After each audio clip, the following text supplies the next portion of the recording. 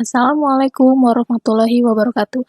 Hai sahabat strategis, bertemu lagi di pembelajaran digital bimbingan belajar strategis.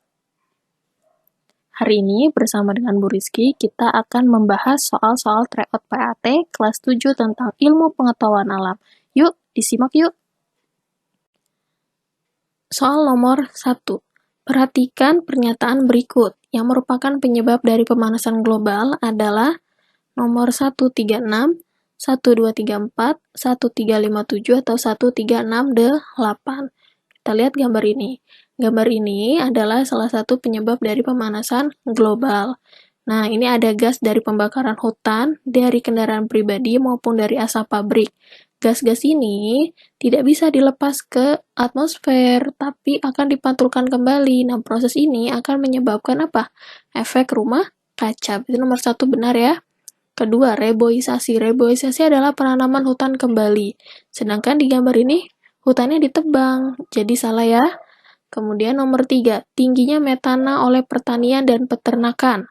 Ini betul ya, karena gas metana ini sangat berpengaruh terhadap penyebab pemanasan global, dihasilkan dari kotoran hewan. Berarti nomor 3, betul. Nah, dilihat dari gambar ini, yang paling terlihat adalah adanya CFC. CFC ini dihasilkan dari parfum, salah satu contohnya. CFC ini akan menyebabkan pemanasan global, berarti yang 6. 136 itu antara A dan D. Di D itu ada nomor 8. 8 itu daur ulang limbah. Daur ulang limbah bukan penyebab pemanasan global, jadi yang benar adalah yang A. Gitu ya. Nomor 2. Perhatikan pernyataan di bawah ini yang merupakan dampak dari pemanasan global. Sebelumnya penyebab, sekarang dampaknya. Ada di nomor 1357, 2468, 3579, dan 4689. Kita lihat dulu gambar ini ya. Ini adalah dampak pemanasan global. Nomor 1, meningkatnya CO2 di atmosfer bumi. Ini bukan dampak, tapi penyebab. Nomor 2, iklim dan cuaca tidak menentu. Jelas ya, di sini hujan, tiba-tiba di sini panas. Itu sudah menandakan iklim sudah tidak bisa ditentukan. Nomor 2, benar. Penggunaan energi surya untuk pembangkit listrik bukan dampaknya. Terganggunya kehidupan flora dan fauna. Benar ya, semakin tidak menentu cuacanya, maka kehidupan flora dan fauna pun tidak akan menentu, akan terganggu. Jadi nomor 4, betul. Kemudian nomor 6, banjir rob di Pelabuhan Tanjung Mas. Banjir rob itu artinya banjir air laut. Kemudian contoh selanjutnya adalah gletser yang mencair. Perhatikan gunung es ini ya. Gunung es ini saljunya pada turun ke bawah. Yang menandakan apa? Gletser yang mencair. Jadi jawabannya adalah 2, 4, 6, dan 8. Nomor 3.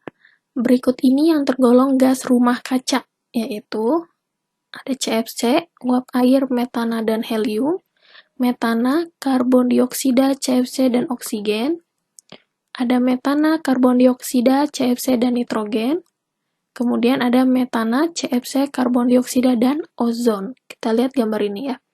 Nah, di gambar ini, gas rumah kaca salah satunya ada SO. SO itu sulfur oksida, dan ada nitrogen oksida. Berarti ada nitrogen ya. Kemudian ada kotoran ternak, CH4. Nama lainnya adalah metana. Kemudian ada CFC, dan ada CO2. Berarti jawaban yang benar adalah yang C. Ya. Kita lanjut soal nomor 4. Radiasi matahari yang diserap atmosfer dipancarkan kembali dalam bentuk sinar ultraviolet, sinar inframerah, sinar putih, atau sinar hijau. Kita lihat gambarnya. Nah, kalau sinar matahari yang masuk ke bumi itu disebut dengan sinar ultraviolet.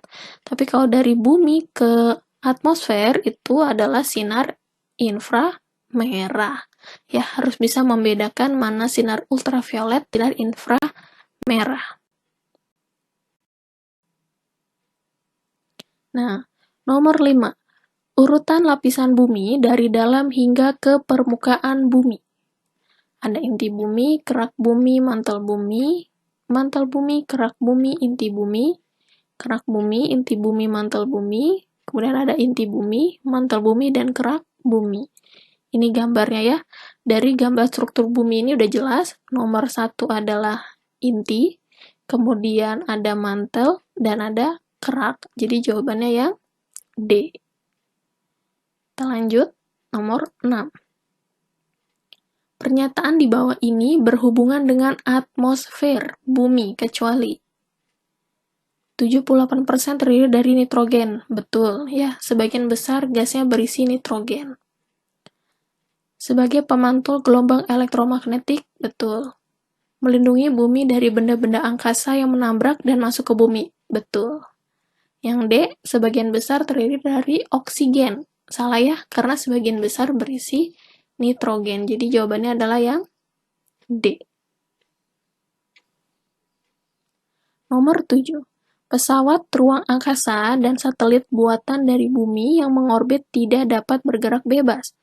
Yang menjadi penyebab peristiwa tersebut adalah hampanya udara, mesin mati karena korosif dengan partikel gas, berada di lapisan eksosfer, kemudian mendapat gaya gravitasi bumi yang besar.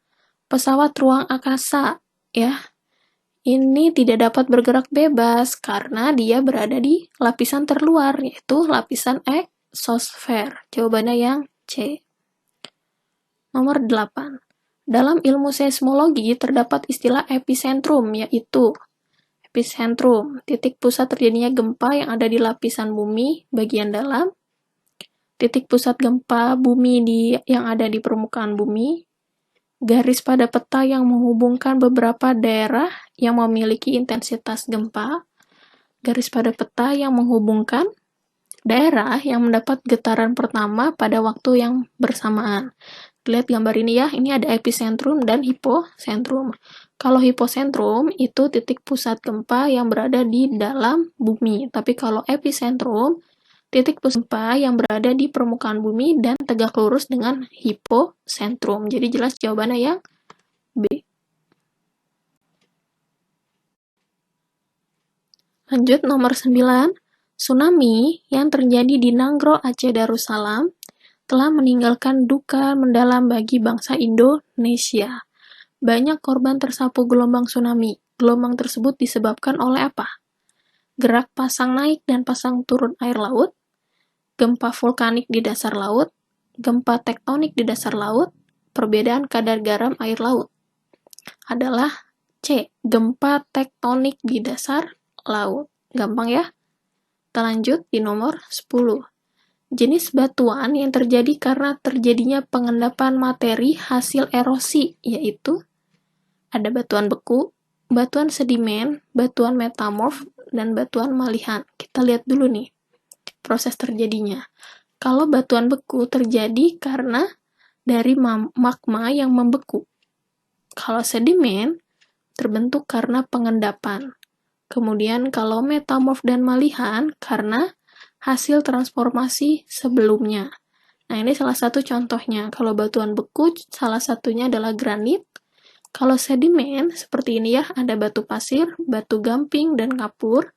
Kemudian kalau metamorf, bentuknya seperti ini. Ya, ini pertanyaannya yang terjadi karena pengendapan hasil erosi. Berarti yang B, batuan sedimen. Nomor 11. Bagian kawah Kepundan yang sangat luas, besar, dan bertebing curam dinamakan apa? Ada batolit, sil, kaldera, dan lapili. Nah, kita lihat gambarnya. Ini adalah gambar untuk menjelaskan batolit dan sil. Batolit dan sil ini berada di dalam permukaan bumi. Batolit berada di paling dasar, kemudian kalau sil ini berada sebelum ke gunung berapi ya. Lapisannya sebelum ke gunung berapi. Kemudian ini bentuk kaldera. Ya, dia seperti ini, seperti kawah yang sangat luas. Kemudian kalau lapili itu batuan-batuan kecil.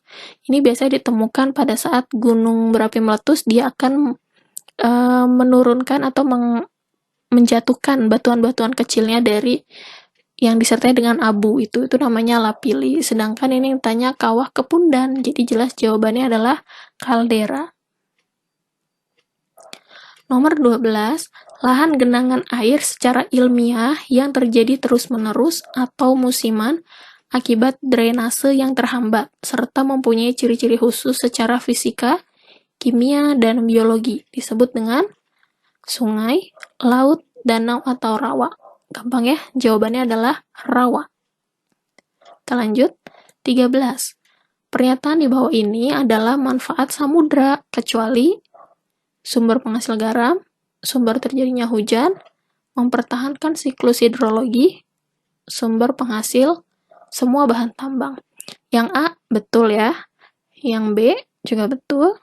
Yang C, kita tahan dulu. Yang D, sumber penghasil semua bahan tambang. Betul juga. Jadi yang kecuali yang C. 14. Pertemuan arus panas Kuroshio dan arus dingin Oyashio berada di samudra apa? India, Pasifik, Antartika, atau Atlantik? Gampang ya, jawabannya ada di samudra Pasifik. Gitu. Kita lanjut. Nomor 15. Sebutan untuk planet yang berada di antara Jupiter dan Uranus. Harus diingat. Ada planet bercincin. Nah, planet bercincin ini planet apa? Planet merah, bintang senja, atau planet dengan atmosfer tebal. Planet bercincin jelas ya, planet Saturnus. Kalau planet merah itu Mars, bintang senja itu Venus gitu. Kalau planet dengan atmosfer tebal siapa? Bumi. Jadi jawabannya yang mana nih? Ini antara Jupiter dengan Uranus. Ada planet Saturnus, yaitu planet bercincin. Ya, yang A. Lanjut nomor 16. Meteor adalah meteoroid yang bergesekan dengan apa nih? Atmosfer bumi, batu lain di angkasa, planet, atau asteroid. Meteor ya, meteor ini sangat bergesekan dengan atmosfer bumi. Jadi yang A. 17. Berikut ini yang merupakan kelompok asteroid adalah Merkurius, Venus, dan Bumi, itu jelas planet ya. Jupiter, Saturnus, dan Uranus juga planet. Juno, Vesta, dan Pallas, kita tahan dulu. Yang D, Halley, Bella, dan Encke. Halley itu salah satu jenis komet. Jadi yang paling tepat adalah C, Juno, Vesta, dan Pallas. Soal berikutnya adalah di nomor 18. Gerhana bulan terjadi ketika A. Bulan berada di antara bumi dan matahari, B. Matahari berada di antara bumi dan bulan, C. Posisi bulan, matahari, dan bumi membentuk sudut 90 derajat, D. Posisi bumi berada di antara matahari dan bulan pada satu garis lurus. Perhatikan gambar ini. Matahari, bumi, dan bulan terletak dalam satu garis lurus. Ini adalah susunan untuk gerhana bulan. Jadi jawabannya adalah yang D. Kemudian nomor 19. Fenomena alam berikut kita rasakan dalam kehidupan sehari-hari. Fenomena alam yang disebabkan oleh rotasi bumi adalah di nomor berapa nih? 123, 125, 234, atau 245. Kita cek ya. Nomor 1, gerak semu matahari dari utara ke selatan. Salah ya. Nomor 2, perbedaan waktu di garis bujur bumi. Ini betul. Contohnya seperti waktu Indonesia Barat, Indonesia Tengah, dan Indonesia Timur. Kemudian terjadi siang dan malam, betul juga. Nomor 4, gerak semu benda langit dari timur ke barat, juga betul ya. Nomor 5, pergantian musim. Pergantian musim ini adalah revolusi, bukan rotasi. Jadi jawabannya adalah yang C, 2, 3, dan 4.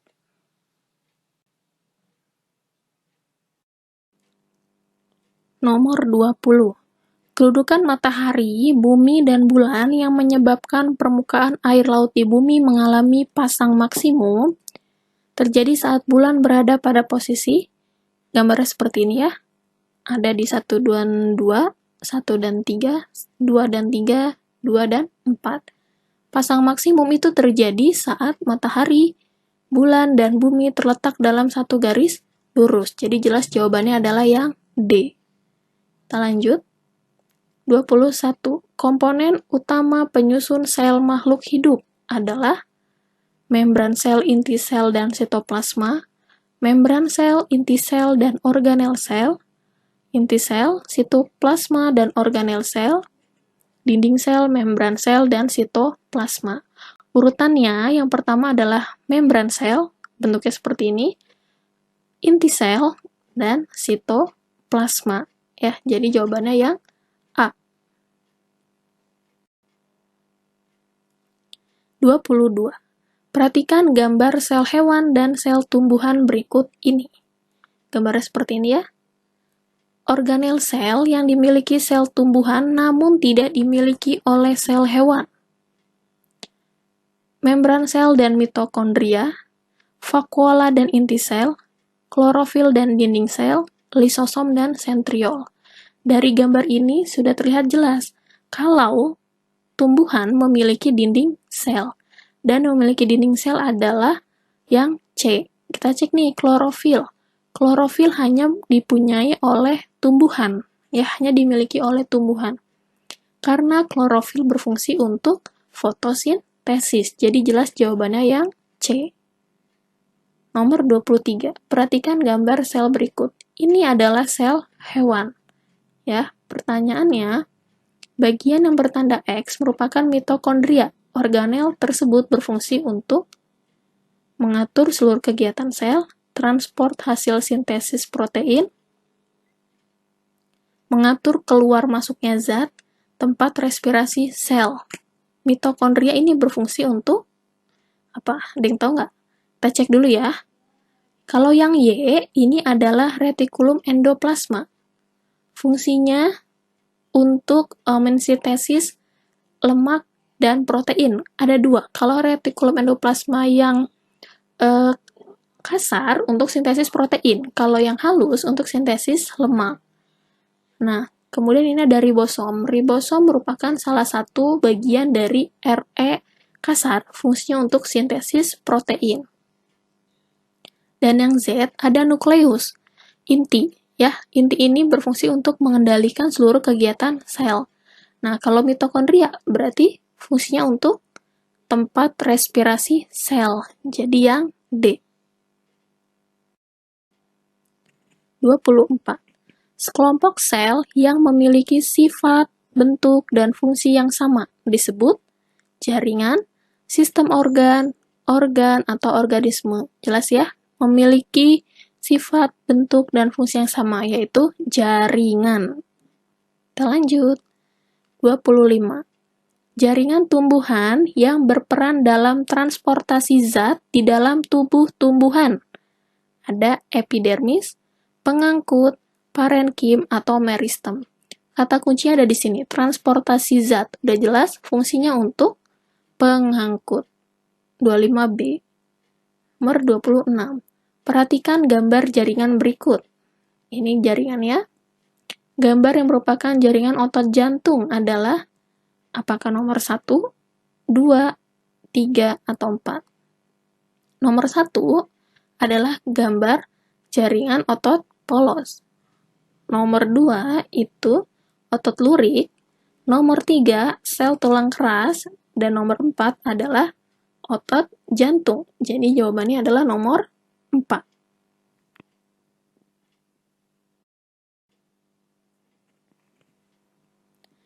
Nomor 27. Pemakaian konverter katalitik pada cerobong asap pabrik merupakan upaya untuk mengurangi pencemaran udara. Udara kotor dari proses produksi pabrik dapat menyebabkan apa? Nah, konverter katalitik ini berfungsi untuk mengubah gas yang beracun menjadi tidak terlalu beracun. Jadi pada saat mengeluarkan asap, itu tidak akan mempengaruhi pencemaran udara. Tapi kalau nggak dipakai, itu sangat berpengaruh, karena dapat menyebabkan apa? Apakah hujan asap, efek rumah kaca, penipisan ozon, atau gangguan pernapasan? Yang paling berpengaruh akan menyebabkan ini ya, hujan asam. Itu untuk konverter katalitik. Kemudian kita lanjut nomor 28. Organ-organ yang tergabung dalam sistem ekskresi terdiri atas kulit, ginjal, jantung, ginjal hati jantung, jantung kulit hati, atau kulit ginjal dan hati. Sistem ekskresi yaitu mengeluarkan zat sisa. Kulit mengeluarkan keringat, ginjal mengeluarkan urin. Kalau jantung bukan sistem ekskresi, jadi jawabannya adalah D, karena tidak ada jantung ya di opsi ini, ginjal, kulit, dan hati. Yang D. Kita lanjut di nomor 29. Perhatikan gambar jaring-jaring makanan berikut ini. Nah, jika populasi belalang mengalami penurunan, maka yang akan terjadi dalam ekosistem di tempat tersebut adalah, nah kita lihat aja tanda panahnya. Nah, jangkrik dimakan sama katak dan dimakan sama ayam. Udah jelas, pasti katak dan ayam akan mengalami penurunan. Katak dan elang akan turun jumlahnya. Katak dengan elang tidak berpengaruh ya. Tikus dan ular akan meningkat. Tikus tidak akan berpengaruh. Kemudian D, elang dan burung pipit meningkat. Juga tidak mengalami kaitannya nih dengan belalang. Jadi yang benar adalah yang A. 30. Fauzan mencatat data pengamatan komponen suatu ekosistem sebagai berikut. Di bawah ini, yang merupakan komponen biotik dari data di atas adalah 123, 234, 245, atau 345. Biotik itu adalah benda yang hidup. Jadi jelas ada di nomor 2, 4, dan 5. Jawabannya yang C. Lanjut. 31. Pencemaran karena tumpahnya minyak mentah dapat diatasi dengan pemakaian mikroorganisme. Usaha ini disebut apa? Bioremediasi, nitrifikasi, eutrofikasi, atau reboisasi. Kita cek ya. Yang menggunakan dapat diatasi dengan pemakaian mikroorganisme adalah bioremediasi. Tapi kita cek juga pengertian yang lain. Kalau nitrifikasi, ini proses pengubahan asam amino menjadi nitrat. Nah, menggunakan nitrogen nih. Proses ini itu sangat mudah untuk diserap oleh tumbuhan. Jadi, tumbuhan juga tumbuhnya akan lebih bagus gitu. Kemudian kalau eutrofikasi, proses di mana tumbuhan itu tumbuh dengan cepat dibandingkan tumbuhan yang lain. Kalau reboisasi, penanaman hutan kembali. Jadi jawabannya yang A. Lanjut, nomor 32. Gas CFC masuk ke stratosfer dan merusak lapisan ozon, yang berfungsi sebagai penyaring radiasi ultraviolet dari cahaya matahari. Jika intensitas radiasi ultraviolet bertambah, maka dapat menyebabkan apa? Ultravioletnya bertambah nih, yang pasti akan dirasakan adalah yang A. Ya, akan menyebabkan penyakit kulit, bahkan akan menyebabkan kanker kulit. Lanjut soal nomor 33. Fungsi dendrit pada sel saraf yang tepat adalah menerima rangsang dari sel saraf lain, mempercepat jalannya rangsang, melindungi akson, membentuk myelin. Kita lihat gambarnya. Ini gambar sel saraf. Dendrit berada di paling ujung. Udah jelas kalau di paling ujung pasti fungsinya adalah untuk menerima rangsang dari sel saraf lain, ya. Kita lanjut. 34. Tumbuhan tali putri mengambil makanannya dengan cara menguraikan makhluk hidup yang telah mati, mengambil makanan dari tumbuhan yang ditumpanginya, berfotosintesis, mengambil unsur-unsur hara dari dalam tanah. Tumbuhan tali putri, ya, mengambil makanannya dengan cara B, ya, yang B, mengambil makanan dari tumbuhan yang ditumpanginya. 35. Komponen biotik yang mampu mengubah bahan organik menjadi bahan anorganik adalah jamur, hewan dan manusia atau tumbuhan hijau. Yang mampu mengubah organik menjadi bahan anorganik adalah jamur. 35 yang A. 36. Punahnya macan di dalam hutan karena habis diburu akan menyebabkan A. Berubahnya keseimbangan alam di alam hutan tersebut. B. Hanya pengura itu saja yang akan musnah. C. Tidak semua hewan di dalam hutan akan musnah. D. Populasi makhluk hidup tidak akan mengalami perubahan, kecuali bertambahnya populasi. Kalau ada macan di dalam hutan musnah, maka ekosistem di dalam hutan tersebut tidak akan seimbang. Bukannya menguntungkan, tapi malah akan merusak sistem ekosistem tersebut. Jadi yang benar adalah yang A. Lanjut nomor 37. Di bawah ini terdapat macam-macam bahan. Bahan yang menyebabkan polusi. 123, 136, 456, atau 234. Kita cek. Pertama CFC, sangat menyebabkan polusi udara. Kemudian ada SO2, sulfur dioksida, ini menyebabkan polusi udara sehingga akan menyebabkan hujan asam. Dan kertas bekas yang dibakar. Jadi jawabannya yang B, 1, 3, dan 6. 38. Perhatikan simbiosis di bawah ini. Contoh simbiosis yang sama dengan simbiosis di atas adalah kutu, rambut, dan manusia, parasit. Jamur dan kulit manusia juga parasit. Kita tinggal sesuaikan saja. Jawabannya apa? Apakah bunga dan serangga, tanaman inang dan anggrek, anemon laut dan ikan badut, benalu dengan tanaman inang? Yang mana? Ya. Yang sama simbiosisnya adalah yang D, benalu dengan tanaman inang. Kita lanjut ya. 39. Salah satu upaya untuk menekan jumlah sampah dan barang-barang bekas menumpuk, maka perlu diterapkan upaya apa? Pembuatan gudang barang bekas, dibuang saja ke tempat sampah, membakar barang-barang bekas yang ada di rumah, atau D, melakukan reuse atau recycle. Jelas ya? Yang hal yang dilakukan adalah yang D, mendaur ulang kembali. Soal terakhir, nomor 40. Perhatikan gambar berikut. Urutan tingkatan satuan dalam ekosistem yang benar. Urutannya itu yang pertama ada individu, populasi, komunitas, dan ekosistem. Tinggal dicek. Yang A, dimulai dari nomor 3. Nomor 3 ini bukan populasi, tapi ekosistem ya. Yang B, dimulai dari nomor 2. Nomor 2 ini adalah komunitas. Yang C, dimulai dari nomor 4, betul. Individu, populasi, masuk ke nomor 3. Salah ya? Yang jelas, jawabannya nomor yang D. 4, 1, 2, 3. Individu, populasi, komunitas, ekosistem. Yang D. Nah, begitu penjelasan pembahasan tryout PAT yang kemarin ya. Semoga bisa dipahami, semoga semakin lancar juga belajar IPA-nya, tetap semangat, pokoknya selalu jaga kesehatan ya. Nah, untuk kalian nih yang belum daftar di strategis, kita ada promo yang namanya Tebar Hemat Ramadan. Jadi kalian dapat diskon 1.250.000 hanya dengan membayar 500.000 aja.